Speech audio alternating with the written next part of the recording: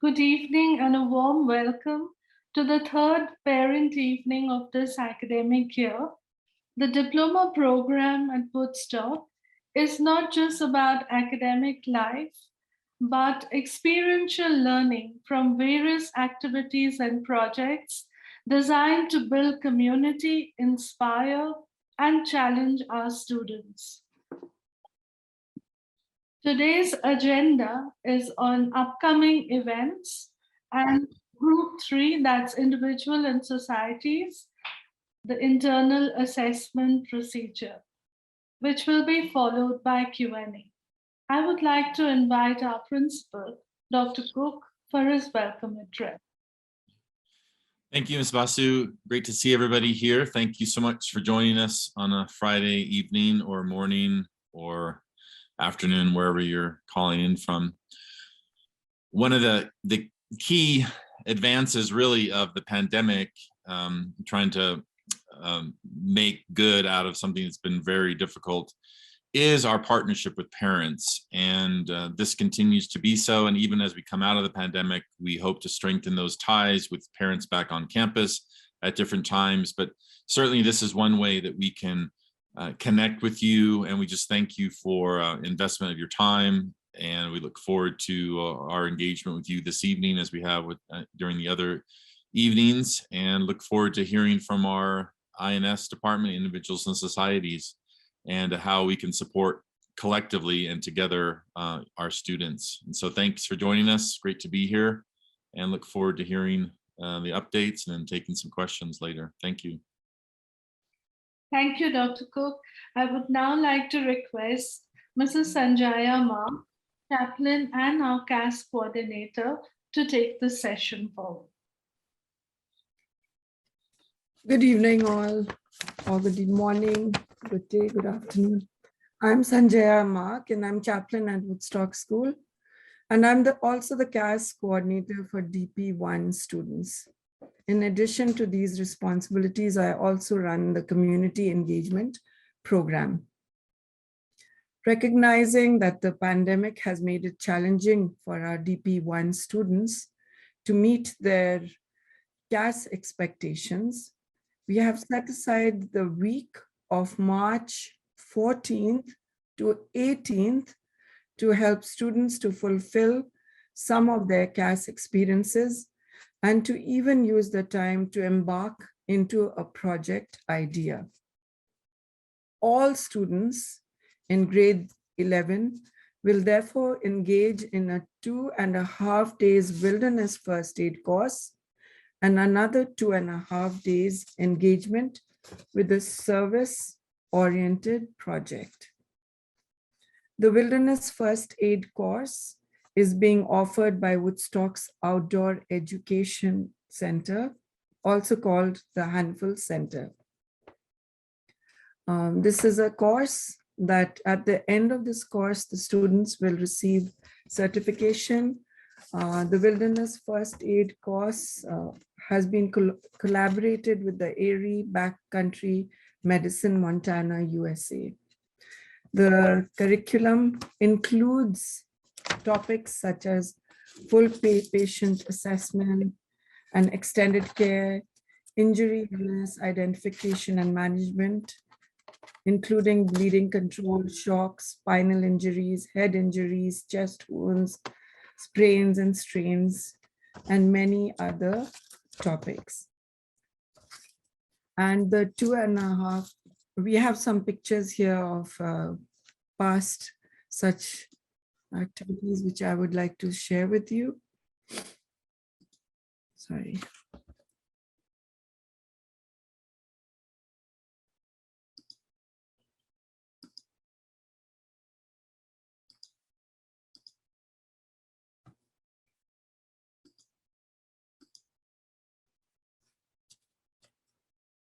So here are some glimpses from our wilderness first aid course, hands-on at Handful Center. Major part of it is CPR, the cardiopulmonary resection. They also have sudden cardiac arrest, angina, stroke, what to do in these circumstances. And training in these areas are going to help students to help others while they are out in the wilderness or even hiking.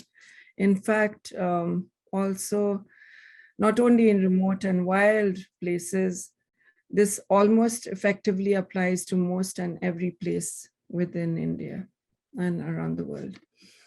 Students will also have a time to engage and really understand the CAS process of reflection, investigation, action, preparation, and demonstration.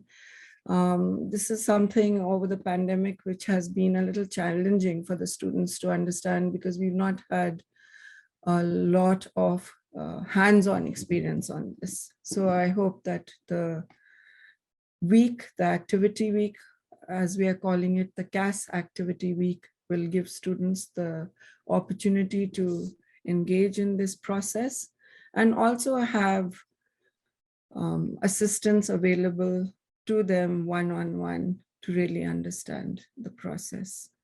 They will be able to come up with their own initiatives for CAS, projects for CAS. If they've got any ideas, it'll be a good time for them to start on those individual ideas, or they could start plugging into projects which are already happening on campus, like the Not Just a Piece of Cloth project that has to do with women's hygiene.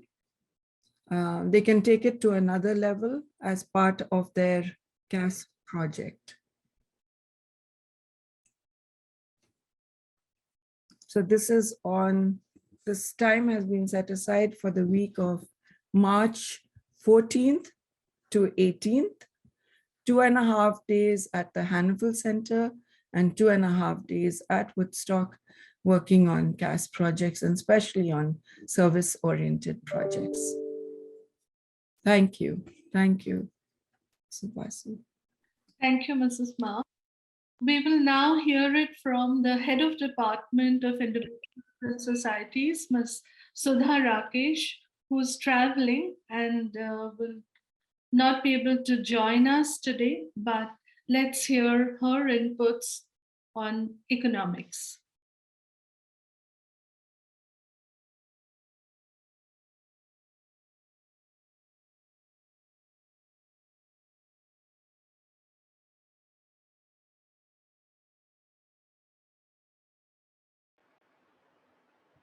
Welcome to the economics IE presentation, and I'm going to take you through what are the essentials and how students are guided towards writing their internal assessment in economics.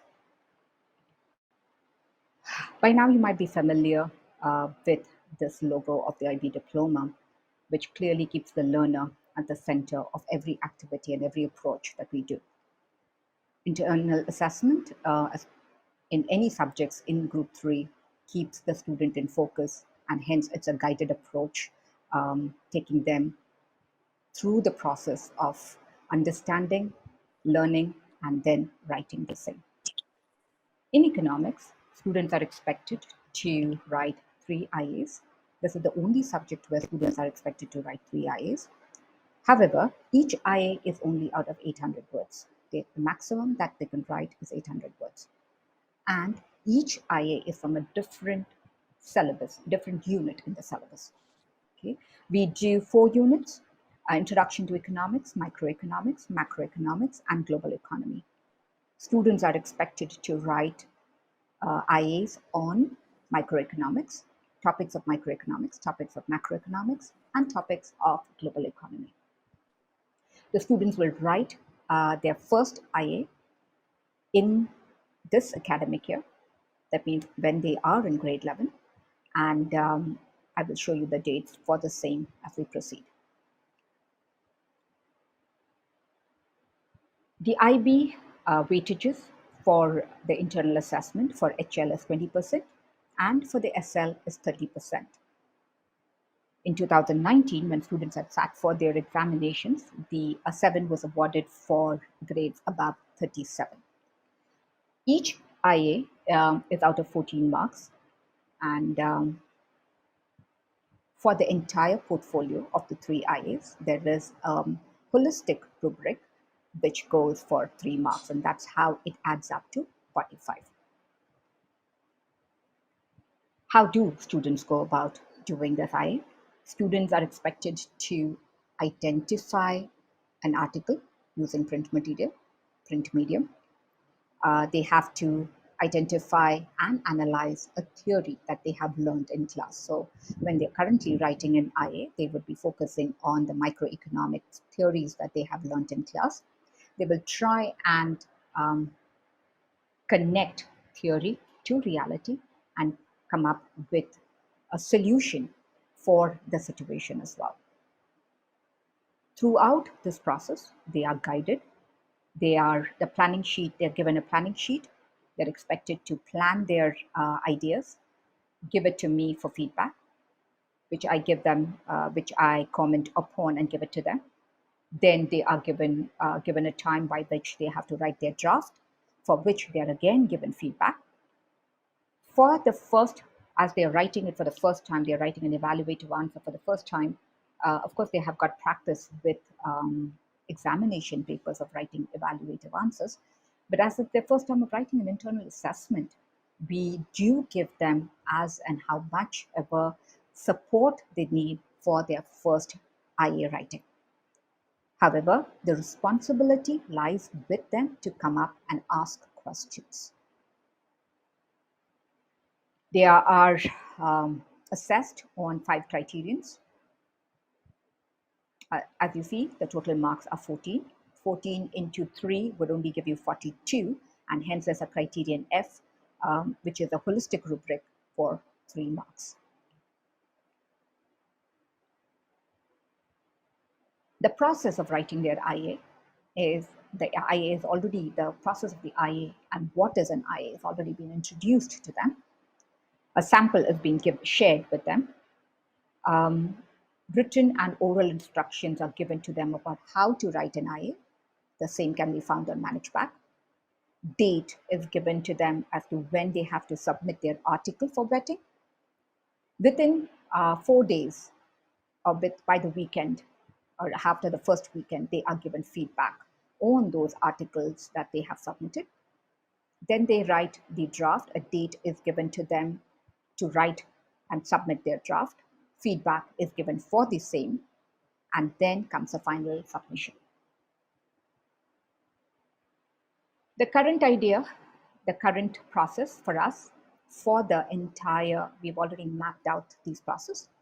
The micro IA is already been introduced to the students. They would be writing their the final submission for their micro IA would be May 2022. I think it's the 15th of May 2022. The macro IA would be written in the next academic year. They will submit it by November 2022. And their third IA would be submitted by February, March 2023. Unfortunately, I'm not here to take any questions, but please feel free to write to me. My name is Sudha Rakesh at woodstock.ac.in, and I'll be more than happy to answer any questions that you need. Thank you.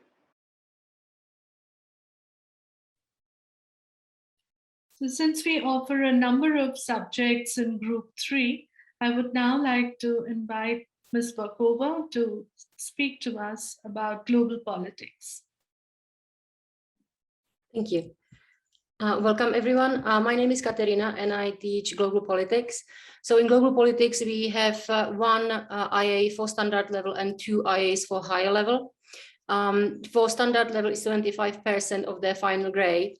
For higher level, it's in total 40% of their final grade. The engagement activity, which is for both standard level and higher level, is a piece of primary research. So students need to conduct both primary and secondary research. They need to come up with a research question, a political issue, which is any question that deals with the distribution of power at any level, which for our students would more likely be community and local level. So they should identify a political issue around them. It can be in here, Missouri, or it can be back home in the hometowns or home countries. They then need to decide what would be the engagement activities, how to collect their primary data. The minimum is 2 interviews students need to conduct, but there's a lot of other activities they can do. They can join an NGO, they can be campaigning with a politician, and so on. So it's quite up to them. But they need to make meaningful links between the research question and the methods selected. On top of that, they also conduct a desk research. So then they synthesize their findings. So both from their primary and secondary research. So ideally, they will find some conflict, so then they can explore it.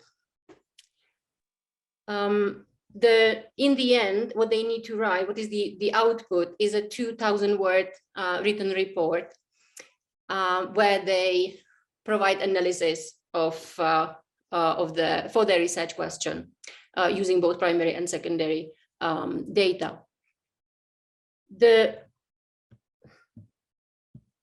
The marking criteria are as follows. So it's identification of the issue and justification. So they need to explain what is the research question, what is the relevance of this question. They, throughout the report, they need to apply the knowledge from global politics. So need to demonstrate that they're actually studying global politics.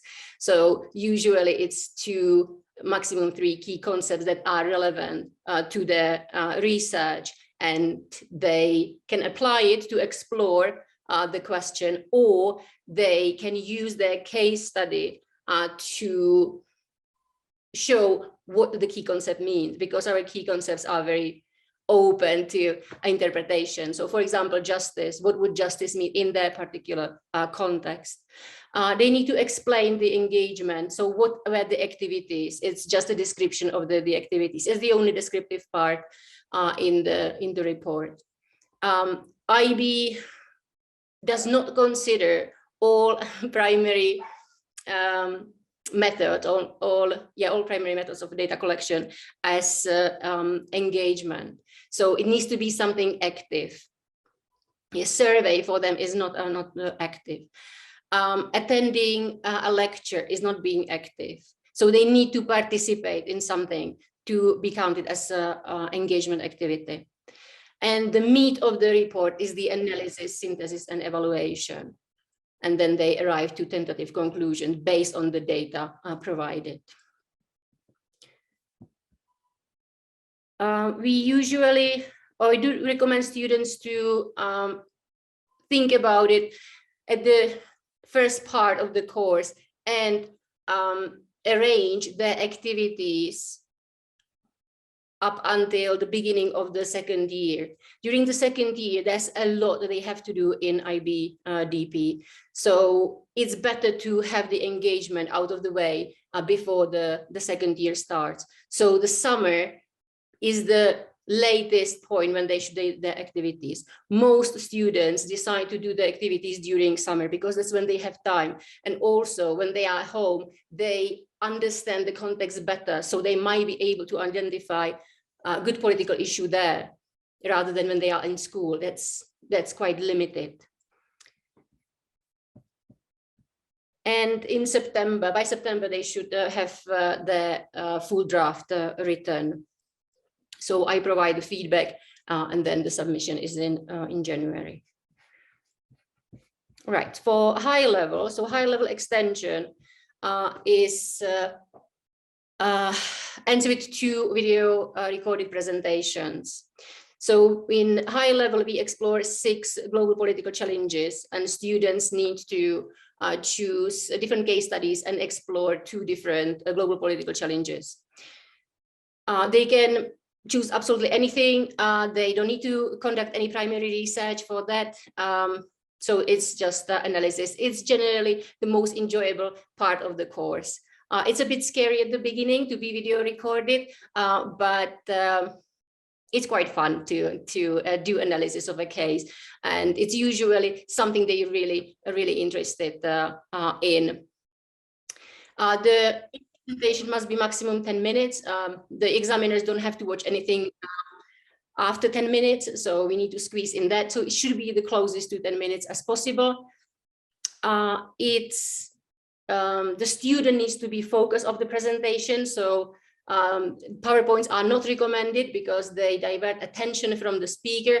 Also, when it's on Zoom, the student is tiny square in the corner, so they're not focused. And when it is in classroom, usually the camera adjusts to the brightest point, which is the whiteboard. And therefore the students would be in the dark, which again might pose a certain issues when it comes to, is there really a student there? And also when we use PowerPoints, we usually turn back to it, which might lead to a situation when the voice is not clearly recorded. So it's a speech, student is delivering a speech to a professional audience. It's analytical and it cannot be read from the paper. It cannot be that they write it like an essay and then read it. Sometimes students try to do that. I strongly discourage that because then they can be accused of violating the rules. And it's very, very different when we read and when we just talk from memory. And it's very difficult to fake. So they can have cue cards with the bullet points, so they can follow the structure they planned, but they should not read it in full. Yes, I think that's it. There are clear marking criteria. So the students must demonstrate excellent understanding of a political issue raised by the case study, which differs from excellent understanding of the case study. They need to pose a research question again. That's the political issues of a research question. So they need to be focused on this research question. It needs to be clear, focused, and balanced. They have to provide different perspectives. They need to explore those perspectives. They should apply the key concepts and theories where it fits. And that usually places it very firmly within the wider context of global politics. And there's also the part that they need to highlight why, for example, health is global political challenge. So how this, my analysis of this case study highlights health as global political challenge. And that's all from me. Thank you very much. Thank you, Katrina. I think we move on to business and management, and I'll request Mr. Tilak to address us. Thank you very much. I'm sharing my screen. Is my slide visible? Yeah, thank you. First of all, good evening from Missouri. Still quite cold here. And thank you very much for your time. With business management, the internal assessment for the higher level and the standard level is completely different. So instead of one presentation, I'll have to do two presentations. So what I'm going to do is I'm going to begin with the IAs for the higher level. If you look at the overall weightage of the IA, it's 25% of the total marks. So this is going to be counted from this HL IA. The expected hour of work is 30 hours. So basically students are expected to finish this in 30 hours, but depending on the quality and the depth of the research, some of them might take a bit longer and some of them might finish it a bit earlier. The main function of the HLIA is to carry out a research project. Students are expected to identify a particular business and identify the problem that business is facing and try to come up with creative and out-of-the-box solution. So it's a research project. As I previously stated, the main function of the HLIA is to identify the real problem. Example could be for a particular business, let's assume business A, the sales might be falling, right? And so the students further carry out the primary research to analyze the cause and the implication of such problems. They need to evaluate very critically, that is given. And after that, they need to provide with the recommendation. But whenever they write the HLIA, one of the criteria has to be met is that it has to provide some practical value to the management. So they cannot simply pick an organization and just come up with the solution that is very basic and that does not add any value to the management or the research community. So the question has to be challenging enough so that they can do extensive research and come up with a conclusion.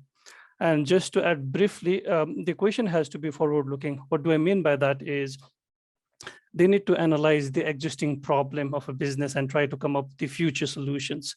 So it has to be future oriented. So that's the slight difference as compared to the SLIA, which we're going to talk a bit later. So HLIA is relatively difficult because students are expected to do primary research. Fortunately, unlike global politics, in business management, surveys are allowed and surveys are actually expected to be used. Apart from that, interview is another very good source that students could use, and they can also get the sales data directly from the company as a form of the primary research. Okay, it has to be the work of the student because if the declaration of authenticity is not managed, then basically the particular child is going to fail this IA. If you look at the word length, the expected word length of this document or report has to be 2,700 words. But this total IA is divided into 3 parts. They're expected to write a research proposal and action plan, and the word length allocated for that is 500 words.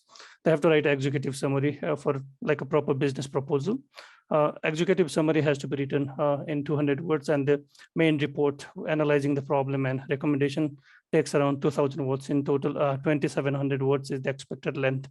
So as compared to the other IAs we have discussed till now, this is slightly longer in nature. And one of the difficult thing about students often is that there are lots of assessment criteria and they often assess completely different dynamics. So there are 9 assessment criteria and the full marks for this HLI is 25. The usual threshold is if you get somewhere 18 to 25, you would be graded 7. That is the usual threshold, but it is bound to come up and down depending on the examination.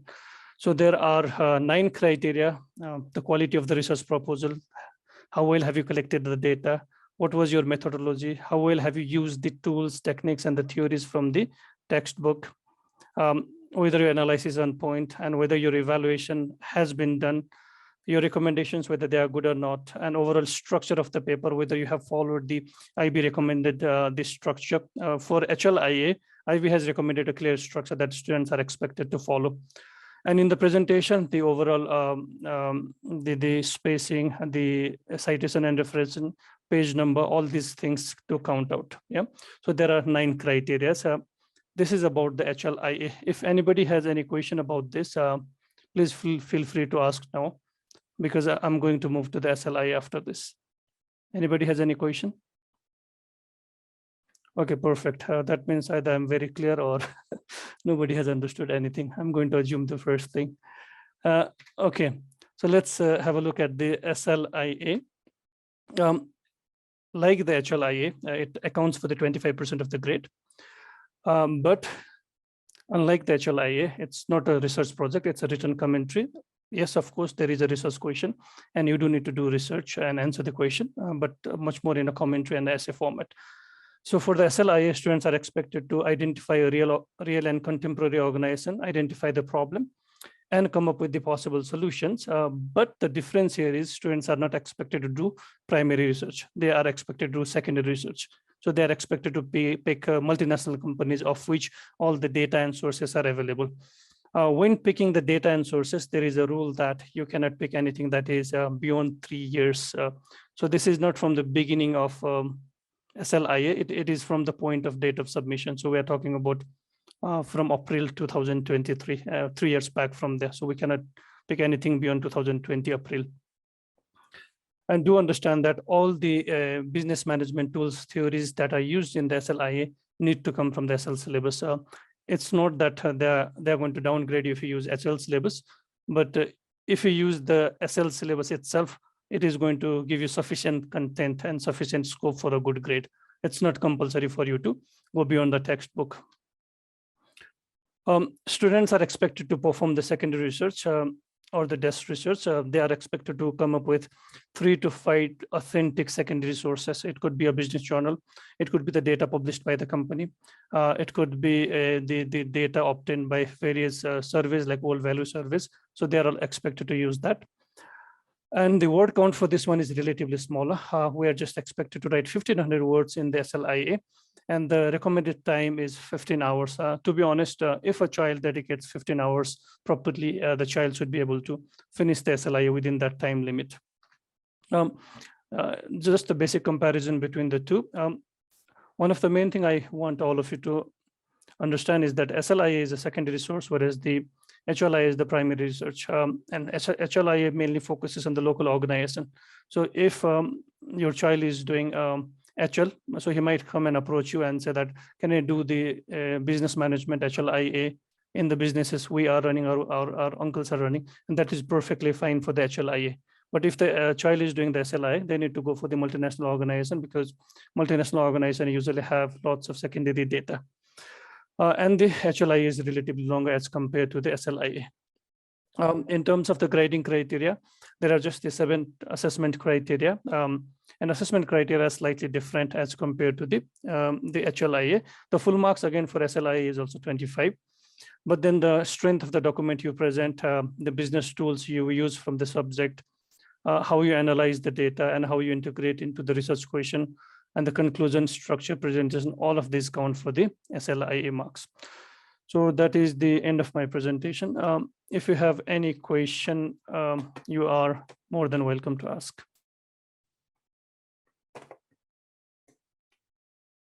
All right, I think we'll open it up for questions after the next presentation. So Ms. Aradhana, if you could present on psychology.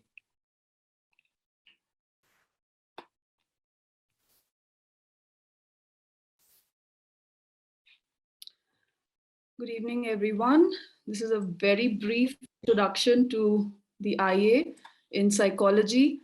After listening to everybody else, I think the psychology IAs are the easiest to crack and the fastest and smartest way to finish the IA. Let me just share some quick outlines.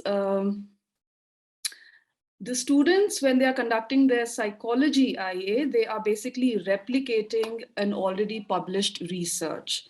So when I say replicating, they are not doing anything original. They are just learning how knowledge is produced in psychology through the experimental method. So they are learning how to conduct an experimental study on a topic of their choice. Now, the choice is not open to the world. It's a limited choice based on what works well at their level, what is doable in the context of the school, and some other guidelines which help in making a more practical decision. The process mimics the way research in psychology are conducted, and that's the real purpose of carrying out the experiments by the students themselves. Unlike other IAs, it is a requirement that the students work in a group. Maximum 4 students per group, minimum 2 students. HLs and SLs can work together. They are supposed to develop some team building skills, some collaboration, how to cooperate in data collection, dividing the work, etc. These are subtle skills which they must also practice in the process of completing their IA.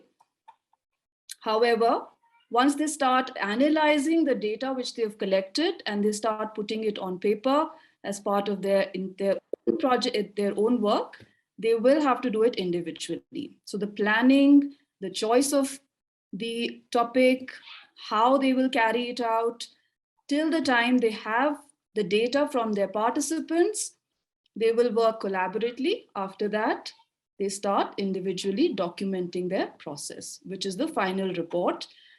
The report is first marked by me as their teacher, given some feedback, and the final one is sent externally.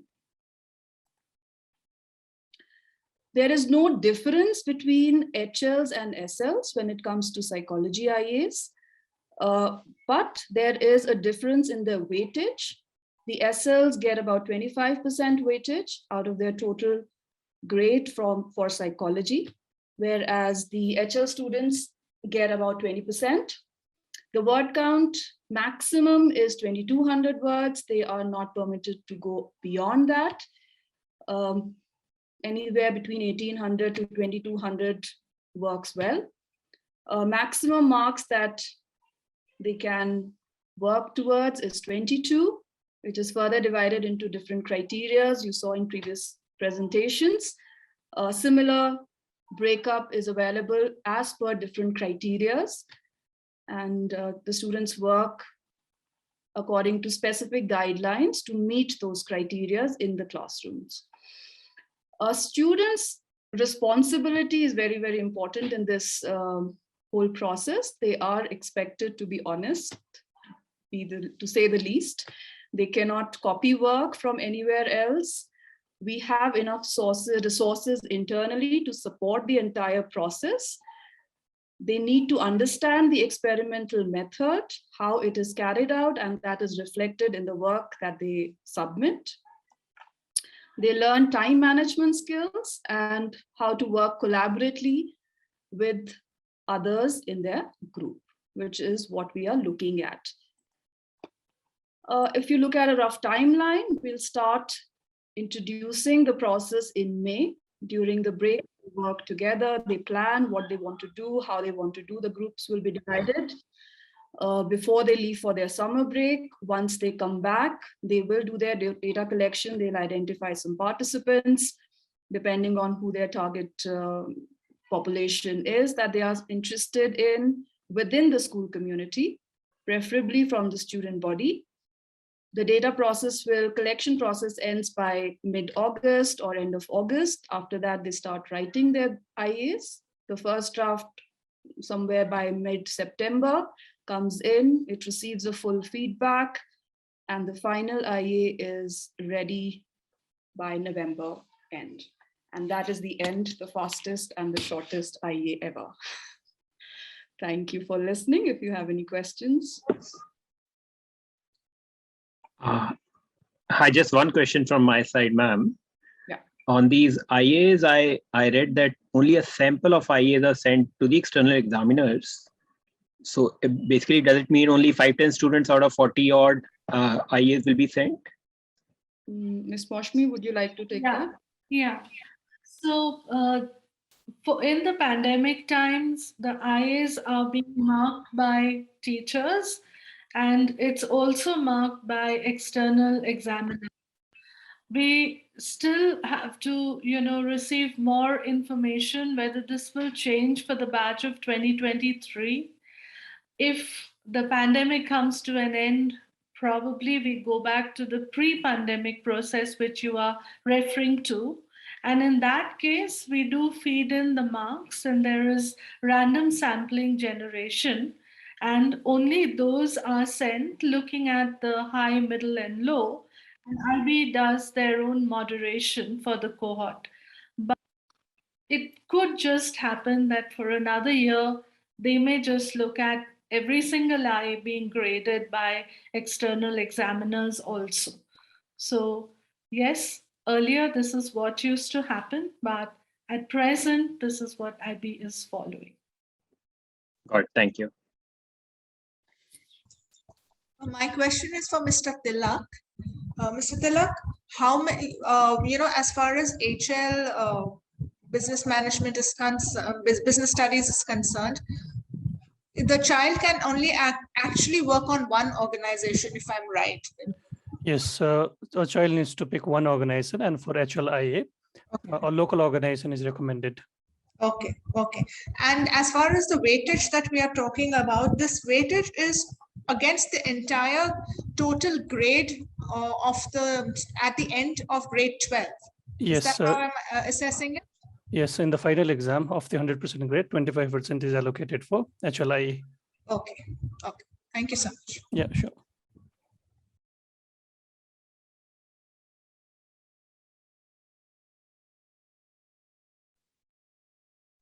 Sir, I had one question for business.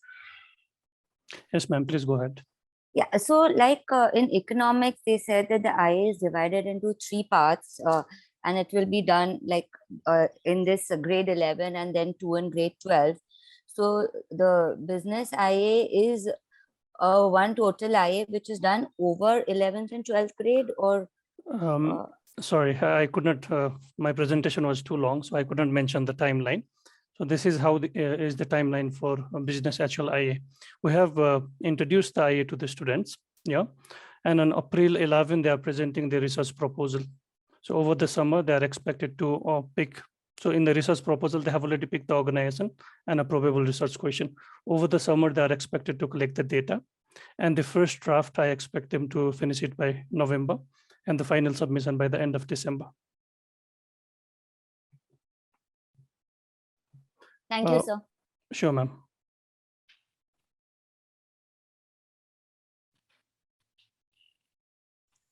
So unlike in economics, where you will have to have 3 submissions, there is only 1 submission of IA in business.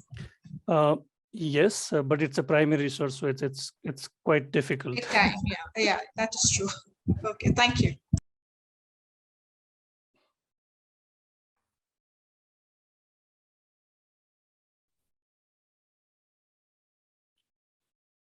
Is there any other question? Yes, ma'am. I have a question for the psychology teacher. Right. Yes. Hello, ma'am. I would like to know if, for example, there's already a published study, let's say on intelligence among a certain age group. Now, if we need those standardized tests, let's say intelligence tests and all, can we get that from the school, or do we have to go and find it online or through another institute that offers these standardized tests? Students are not allowed to carry out standardized tests. They have to develop their own materials. So they are also learning how to create the materials which are on the lines of the original studies that they are replicating. So they only pick up experiments which can be replicated at their level. As I said, things have to be adjusted to grade 11 and 12 DP psychology level grade students, which is about 17, 18-year-olds. Okay. And the resources that they need are handmade, self-made, inspired by the original research. So which is an expectation. They cannot use the same materials which were used in the experiments that they are replicating. They need to modify them for the context of their chosen population, which is the student body. Yes. In Woodstock. Yeah. Oh, fine, ma'am. Thank you. Just clarifying.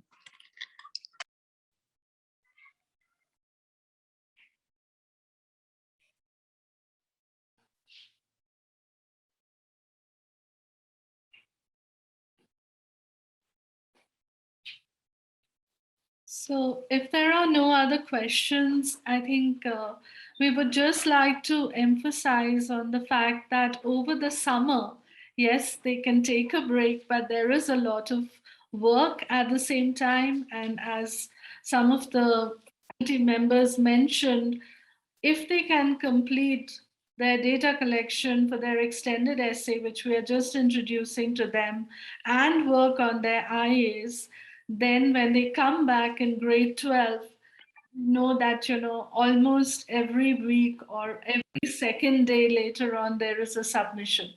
So we wanted you to know, of course, it's already been introduced in some of the subjects. We are looking at the month of May to work on their IAs along with the TOK exhibition and extended essay. But over the summer, if you can help them, even if it is, your own factory where probably they could look at some resources and doing their research, that's where we thought, it would be a good idea to let you know. And this was on group 3. Our next parent evening would be addressing a lot of processes related to the group 4, that is the sciences. But you can write to us or meet us on Zoom if you have more questions later.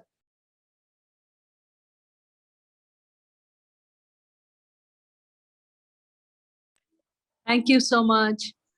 Thank you, everybody. teachers. Thanks for joining us. Appreciate it. Thank you. Thanks a lot. Thanks a lot, sir. Have a great evening. Thank for those of you here.